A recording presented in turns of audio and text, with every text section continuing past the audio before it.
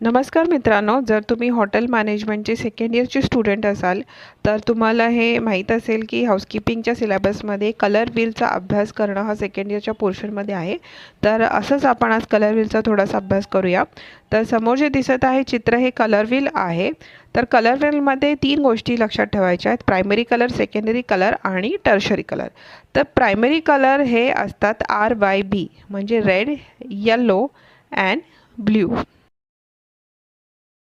तर primary colour हे कोणताही कलर मिक्स न करता बनवले जातात, हे ओरिजिनल कलर असतात, येलो, रेड आणि ब्ल्यू।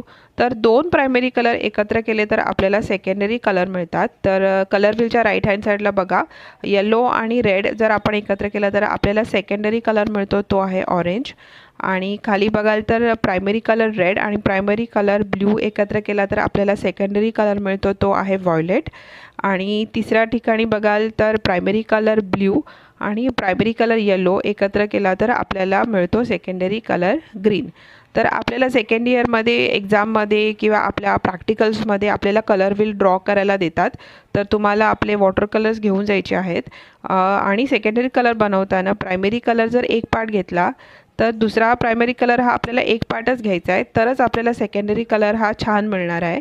जर एक पार्ट घेतला आणि दुसरा प्रायमरी कलर 2 पार्ट घेतला किंवा कमी घेतला तर आपला सेकंडरी कलरचा रंग हा उठावदार दिसणार नाही।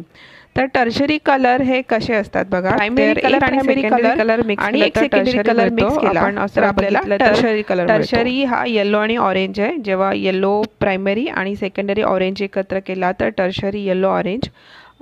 तसंच दुसरा जर आपण कलर प्रायमरी कलर रेड घेतला आणि सेकंडरी कलर ऑरेंज घेतला तर टर्शरी कलर रेड ऑरेंज मिळतो। प्रायमरी कलर रेड आणि सेकंडरी कलर व्हायोलेट घेतला तर आपल्याला टर्शरी कलर रेड व्हायोलेट मिळतो।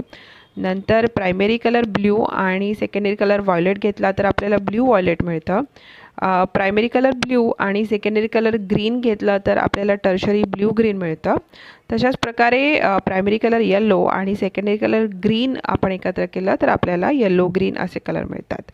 तर हे कलर व्हील समजून घेण्याची गरज काय आहे, जर तुम्ही हॉटेल इंडस्ट्रीमध्ये काम करत असाल तर तुम्ही जर बघाल आपली lobby, restaurants, rooms, corridors, public area हे सगळं सुंदर प्रकारे कलर कॉर्डिनेशनमध्ये असतं, रंगसंगती त्याच्या खूप छान असतात।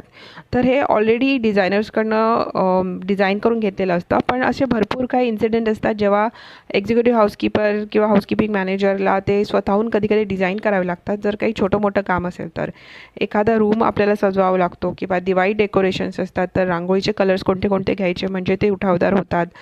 ख्रिसमस डेकोरेशन छोट्या मोठ्या प्रमाणात